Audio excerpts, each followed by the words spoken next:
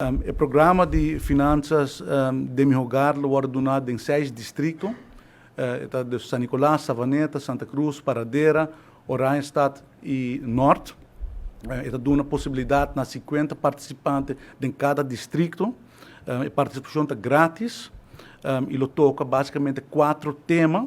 Então, o primeiro tópico está efetivo de meu caso, então como você gasta, vamos pôr a placa que você tem a disponibilidade dentro do mesmo lugar, também se que, por exemplo, tem conceito de compra basada em emoção, tipo de coisa é que está conscientizar o cidadão com por ter finanças mais balançadas em seu mesmo lugar.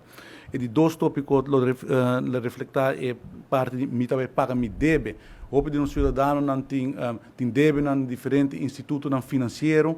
Hope viaja, hora que bota papel de overburden, não tem assim hope deve que na nota paga não compromisso não hora confrontar com o caso não tem corte, sabe que não tem gasto não para o cidadão, dor que não tá agrega gasto não de advogado, gasto não de interesse.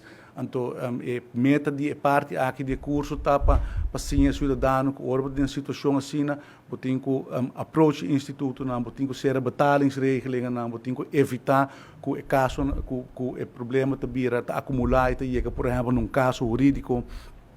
E de 3 tópicos está invertido em meu futuro, hope de nos cidadãos, nos lugares, não te pensa em amanhã, hope viata gasta turcos água e já sabe que está elemento para sim pensa para amanhã, para invertir em educação de buiúna. E de 4 tópico está o pressuposto básico, dus como você budgetear dentro do mesmo lugar, on a monthly basis, dus como você alocar a entrada que você tem, se está na água corrente, se está na huur, que você sabe como você budgetear a própria entrada. O programa de finanças de meu hogar, toma lugar, também tarda mais ou menos ano para ser executado em completo.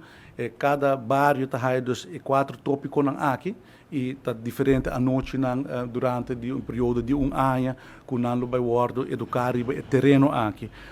Com o programa aqui, nós queremos demonstrar que o governo de Aruba quer que o bem-estar financeiro do cidadão é importante, que nós queremos invertir back nos rendas.